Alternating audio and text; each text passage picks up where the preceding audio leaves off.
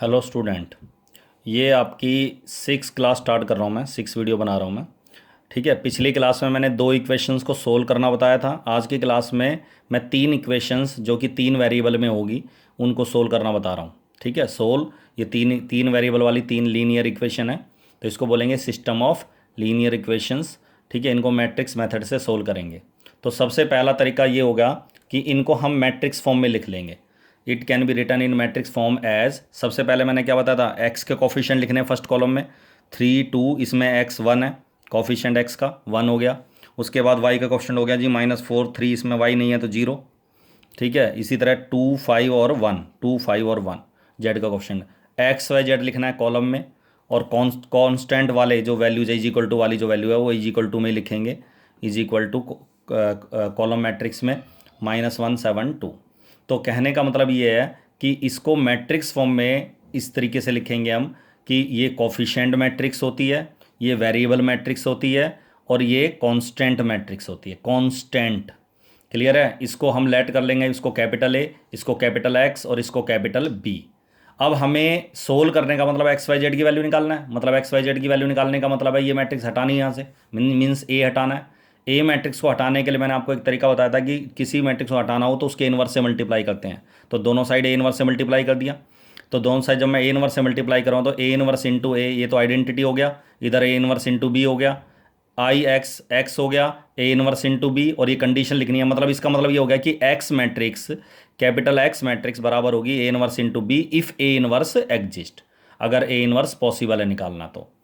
अब हमें A inverse निकालने के लिए, ए का इनवर्स निकालने के लिए सबसे पहला स्टेप होता है डिटर्मिनेंट निकालना इसका, ए का।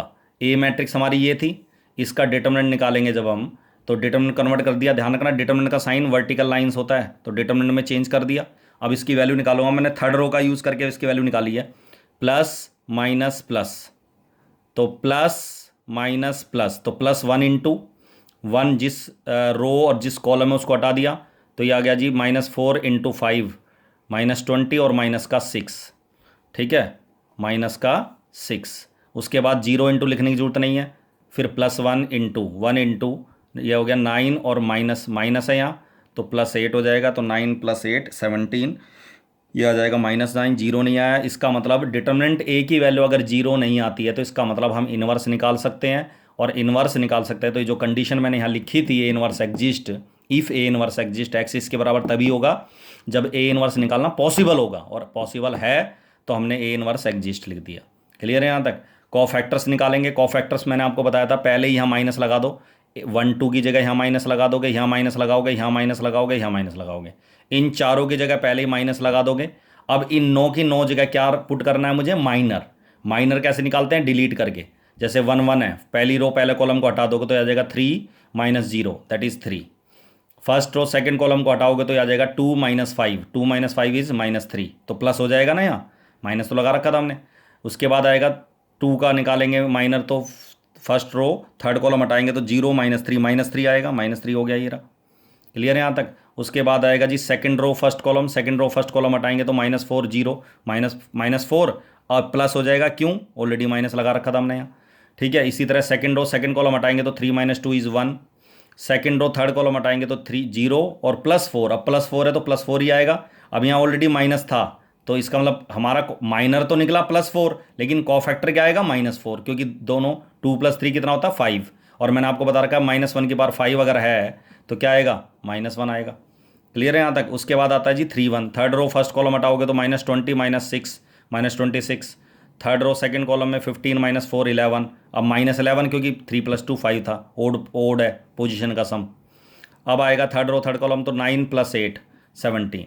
तो कहने का मतलब ये है कि इन कोफैक्टर्स को, सारे जितने भी कोफैक्टर जिसको मैंने कैपिटल ए से रिप्रेजेंट किया है, कैपिटल ए या कैपिटल सी से रिप्रेजेंट किया है, इन सभी को कोफैक्टर्स को मैं मैट्रिक्स में लिखूंगा, लेकिन ट्रांसपोज लेके, जिसके जो पहली रो के 3 + 3 -3 जो पहली रो के कोफैक्टर हैं वो लिखूंगा मैं फर्स्ट कॉलम में, फर्स्ट रो के कोफैक्टर फर्स्ट कॉलम में, सेकंड रो के कोफैक्टर सेकंड कॉलम में, थर्ड रो के कोफैक्टर थर्ड कॉलम में।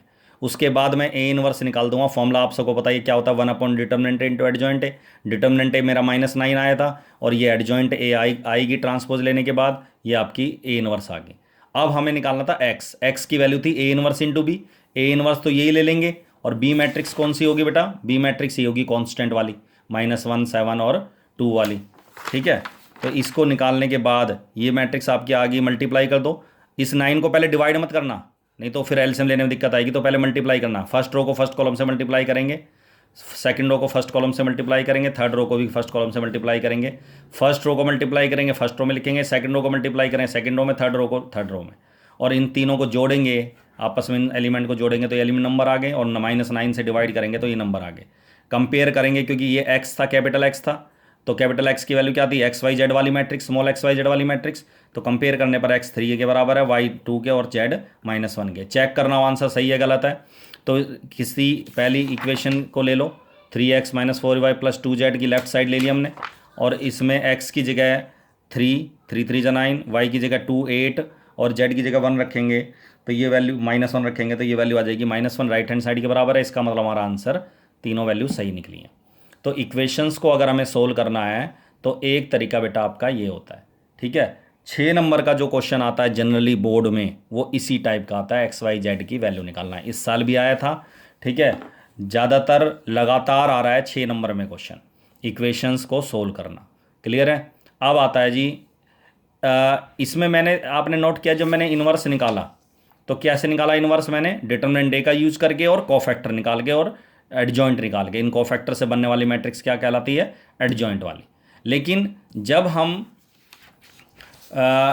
इसका यूज़ नहीं करेंगे तो एक दूसरा क्वेश्चन है, ये भी इंपॉर्टेंट है कि अगर बोर्ड में इक्वेशंस को सोल्व करना आएगा तो और कौन सा चेंज आ सकता है। तो क्वेश्चन है यूज़ प्रोडक्ट, इन दोनों मैट्रिक्स की प्रोडक्ट का यूज़ करके सोल्व करो, solve the system of equations. ये 3 इक्वेशन इनको सोल्व करना है, ये क्वेश्चन है। तो पहले तो कह रहा है इन दोनों की मैट्रिक्स को मल्टीप्लाई करो, तो मल्टीप्लाई कर दोगे, फर्स्ट रो को फर्स्ट कॉलम से 1 आ जाएगा, -2 -9 +12 1, तीनों को जोड़ोगे, फर्स्ट रो फर्स्ट कॉलम से 1 आएगा, फर्स्ट रो सेकंड कॉलम को मल्टीप्लाई करके 0 आएगा, फर्स्ट रो को थर्ड कॉलम से मल्टीप्लाई करो 0 आएगा। तो ऐसे ही सेकंड रो को तीनों कॉलम से मल्टीप्लाई करके ये नंबर आ जाएंगे। इसी तरह थर्ड रो को मल्टीप्लाई करूँगा तो थर्ड रो आ जाएगी। तो मल्टीप्लाई करके आपने देखा ये आइडेंटिटी आ गई। जनरली अगर 2 मैट्रिक्स की मल्टीप्लाई वाले करना आता है इस तरह के इक्वेशंस को सोल्व करने वाले क्वेश्चन में, तो आइडेंटिटी मैट्रिक्स जरूर आएगी, या तो सेम आइडेंटिटी आएगी या यहाँ आ जाएगा, जैसे 1 1 1 की जगह डायगोनल में 8 8 8 8 कॉमन निकाल लेंगे तो क्या हो जाएगा 1 1 1, आइडेंटिटी 8 आई। 11 11 11 11 कॉमन निकाल लेंगे तो क्या हो जाएगा 11 आई।